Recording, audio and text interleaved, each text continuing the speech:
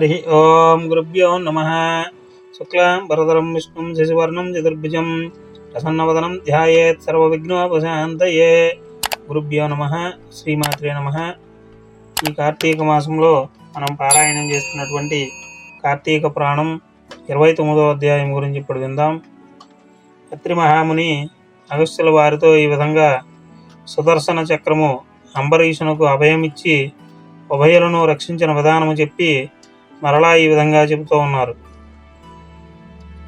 ఆ తరువాత అంబరీషుడు దూర్వాసుని పాదములకు నమస్కరించి పాదములను కడిగి ఆ నీటిని తన శిరస్సుపై జల్లుకొని, ఓ మునిశ్రేష్ఠ, ఈయన సంసార మార్గమునందు ఉన్న ఒక సామాన్య గృహస్థుడను. నా శక్తి కొలది శ్రీహరిని సేవిస్తూ ద్వాదశి వ్రతమును చేస్తూ ప్రజలకు ఎలాంటి ఆపదలు రాకుండా ధర్మముతో రాజ్యపాలన చేయుచున్నాను. నా వలన మీకు కలిగిన కష్టమునకు నన్ను మన్నించండి. మీపై నాకు ఎంతో అనురాగము ఉండుట వలన తమకు ఆతిథ్యం ఇవ్వవాలని నేను ఆహ్వానించి తిని, కావున నా ఆతిథ్యమును స్వీకరించి నన్ను నా వంశమును పావనము చెయ్యము. మీరు దయార్థ హృదయులు కనుక కోపముతో నన్ను శపించి మరలా నా గృహమునకు వచ్చారు. నేను ధన్యుడను. ఈ రాక వలన సుదర్శన చక్రమును చూసే భాగ్యము నాకు కలిగినది.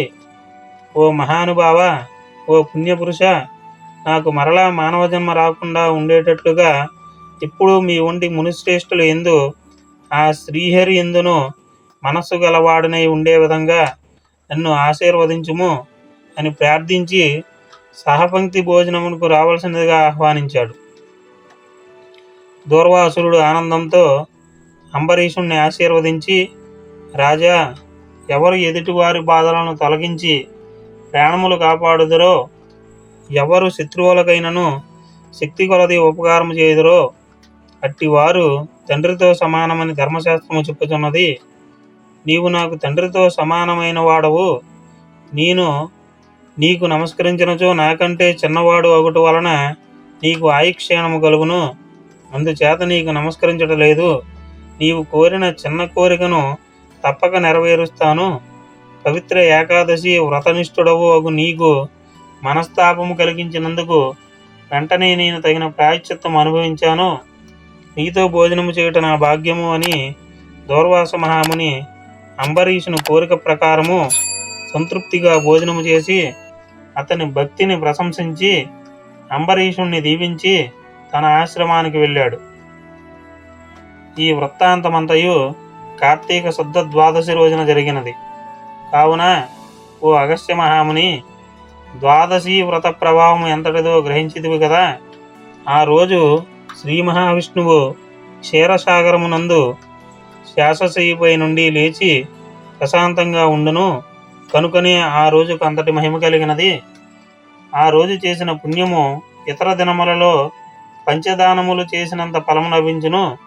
ఎవరైతే కార్తీక శుద్ధ ఏకాదశి రోజున పూర్తి ఉపవాసం ఉండి పగలంతా హరినామ సంకీర్తనతో గడిపి ఆ రాత్రంతయు జాగరణ చేసి ఆ మరునాడు అనగా ద్వాదశి నాడు తన శక్తి కొలది శ్రీహరి ప్రీతి కొరకు దానమునిచ్చి బ్రాహ్మణులతో కూడి భోజనము చేయును, అట్టివారి సర్వపాపములు ఈ వ్రత ప్రభావము వలన పటాపంచలైపోవును.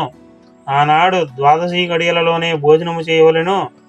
మట్టి విత్తనము చాలా చిన్నది అయినను అదే గొప్ప వృక్షమై కార్తీక మాసంలో చేసిన పూజా దానాలు మనకు గొప్ప ఫలితాలను ఇస్తాయి.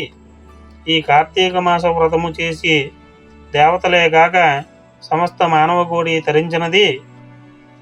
ఈ కథను చదివిన వారికి విన్నవారికి తమ పాపాలు నశించి సకల ఐశ్వర్యములు సిద్ధించును. సంతానవంతులై యహభోగాలను అనుభవించి సద్గతి పొందుతారు అని అత్రి మహాముని అగస్త్యునికి తెలియజేశారు. స్కాంద ప్రాణాంతర్గత వశిష్ట ప్రోక్త కార్తీక మహత్యమందలి ఏకోన త్రిసంవత్సరాధ్యాయము 29వ రోజు పారాయణ పూర్తి అయినది. స్వస్తి.